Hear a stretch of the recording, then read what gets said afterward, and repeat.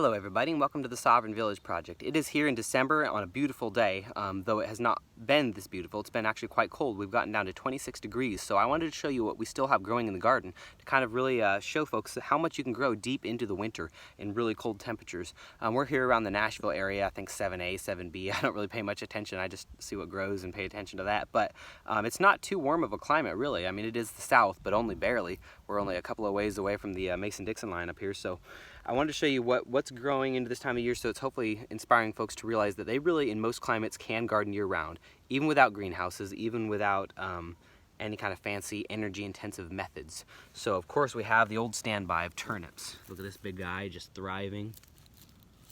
I never thought that turnips would become pretty much my favorite food, but they have. For one, they're crazy easy to grow. I buy the seeds just in bulk, deer seeds from the co-op.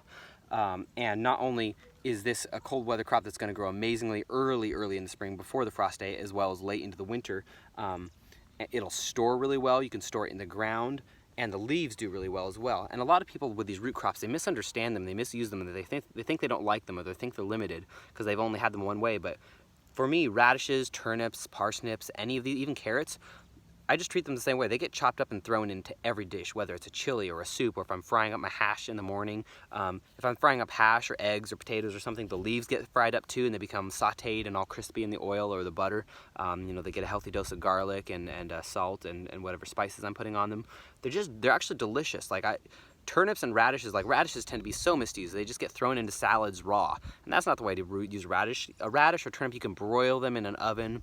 You can treat them like potatoes. You can, again, put them in anything. Treat them like a pepper in the dead of winter. They're going to add the spice to dishes.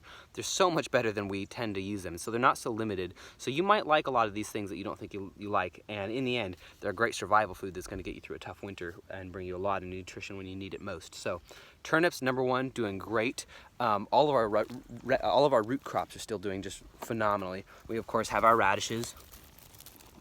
We've got white icicle and daikon still doing really well. I absolutely love daikon radishes. They grow to tremendous sizes. They preserve well. I can leave them in the ground through the winter because again, this ground is my root cellar for now. It's really storing these crops really well for me. Even when they stop growing, they'll still keep in the ground. We've got our parsnips down here. Parsnips is a fun one. I've never grown or really eaten much. They're a lot like carrots. They're a lot milder than those other ones. So if you're not a spicy person, really good root crop. And we have some carrots going, but they've not done too well. Carrots are one I've struggled with. It's the germination though, but they would be thriving in this cold temperature typically. So root crops are doing well. We have one more root crop that's working out pretty decently for us, which is we have our beets. I got them started a little late, so they're small, but they would also do just fine in this this time of year. And once again, you can eat the root, but you can also eat the greens, and the greens are actually purple, of course, and they give you a really fun look. And there's lots of other kinds of beets you can grow. I do not like beets. That's one I can't come around to. I like the greens, but the actual root I can't stand. So there's plenty of other root crops I like better that I'd like to spend my time growing. So after the root crops, we have onions. Now, I got these planted too late, so really I'm only harvesting the greens from the onions. But if I had started these earlier and grown them into big, giant bulbs, of course, those would store really well in a root cellar, and they would store in ground for a while too. So that's a great winter crop that's going to see you through. I'm also seeing some chickweed in there. That's good to know. That's just a forage one. And speaking of foraging, we have tons of wild garlic. Wild garlic is so prolific here. And if you start to treat wild garlic like a crop, and you just compost around it and you add and give it more water just like any other crop, it becomes way more delicious than normal wild garlic. I figured this out when I was walking down in a holler in the woods a while back, and there's some wild garlic growing beside a stream, and it's where all the soil was like the richest because it was down there at the bottom of the hill, and it tasted so much better than the wild garlic I'd tried. And so that inspired me to start gardening it, and man, it's a phenomenal addition to every dish, and it's perennial. It just comes back year after year. It's the first thing there before spring, and it's the last thing into the dead of winter. And it's easy to find, easy to forage, really fun food. I absolutely love it. Our kale is doing phenomenally. Kale can grow pretty much year-round in a lot of places. Phenomenal crop. It'll survive past the evergreens. And there's some real meat to kale. Like these stalks, they actually generate like good-sized pieces of something that are great in a hash or fried up, beyond just the leaf. Sorry, I'm choking on wild garlic. I didn't quite chew up. So on top of that, we have lots of other greens happening as well. And these greens have been, some of them really starting to struggle with these temperatures. A lot of times a cold night will come through and they'll wither up, but they'll spring back on a nice day like this. So these guys are still looking beautiful. These are just mesclun mixed greens, a wide variety of greens. Some of them are starting to die, but even as they start to turn a little bit, we can often still fry them up and use them in dishes. And that applies to a lot of produce. When it starts getting a little uglier and struggling, you can still fry it up, and it doesn't have to be like a fresh green on a salad. Remember, like, the key to permaculture and homesteading is to really start using foods unconventionally and more pragmatically. Let's move on from it onto some wild foods. Blackberries. Believe it or not, these leaves are highly edible, delicious, and healthy.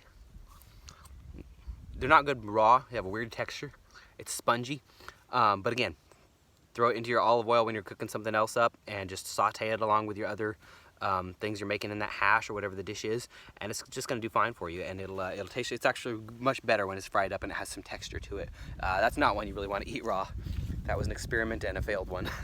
While we're talking about wild things, we have a little bit of dead nettle happening, and these are actually edible. You just have to deal with the thorns. Thistles are highly edible and nutritious and medicinal. We have, let's see, a lot of things are starting to die out that are the wild stuff, but we have plantain over here. That's a green that's one of my favorite wild foraged greens because it's so abundant. It grows everywhere, all over the country. It's really tasty. It's got a little bit of a bitterness, so it needs balanced out in a dish, but it's good both raw, it's good in salads, highly medicinal, really fun plant. We're also growing evergreens that are sort of edible too. Not a good example of it right now, but we have some cedars back here, and those needles off of cedar or white pine can be taken and made into a tea, which is chock full of vitamin C, which can be a true lifesaver in the dead of winter in a survival situation.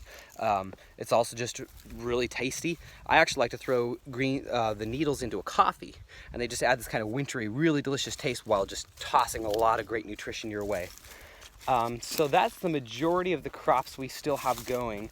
We've got still our wild yarrow just doing beautifully. This also gets thrown into teas and coffees. And again, just fried up in every dish that I make. It gets tossed into a chili, gets thrown into a soup, gets thrown into a breakfast burrito. Whatever we're making, it's getting added into. And then I pulled this out of the shed earlier because I wanted to show that we actually still have tomatoes. They're starting to turn, but what we did is right before the frost came, because that will kill your tomatoes, they're not going to survive this late, we went and we picked them all as they were still very green, same with the peppers. And so they continue to ripen by themselves unless they're too green, and as you can see, most of them are still holding up. Starting to get one bad spot, so I'll only be able to use half of that tomato. This is our last few days, but here we are, we're getting close to Christmas, and we're gonna be eating probably the last of our tomatoes on Christmas. We'll probably have this guy for Christmas. He's got a couple more weeks to ripen up. And as they start to turn, I start using them differently. I'm not gonna eat a fresh tomato if it's starting to just get sad and wrinkled. I'll throw that into a dish, a chili. I'll saute it up with something, make a sauce out of it, or put it in pasta. Same goes for these peppers. These peppers are starting to get a little bit sad, a little bit wrinkly, but they're still perfectly healthy, delicious, and they add fun color to everything and spice. So these peppers, even if they're starting to turn, used properly, thrown into a pan and sauteed up, they'll do just fine. And we have a lot of root crops like potatoes that they wouldn't survive. The plants themselves would not survive these freezes, but they will continue to keep really well all throughout the year. And that applies to a lot of things like winter squash and things like that, where you can basically just set it on a counter in your house and it's going to continue to do well all through the winter. So remember, like, preservation is good and important, and it's a key to survival, because you want a real diversity of what's going to feed you in the winter. But there are so many things you can just plant, and they're just going to last you all the way right up until February, when you can start growing again. Again, of course, that's climate dependent. What's going to work in Tennessee is quite different than what's going to work in Minnesota or Wisconsin or something like that. But I do love this climate for that reason. You can just grow so much and grow year round. So just try to keep all that in mind, that a garden is a year-round endeavor. There's no start date, there's no end date. You are gardening throughout the year, and when you have that attitude and you're in your garden daily, it just becomes such an ease to grow so much food.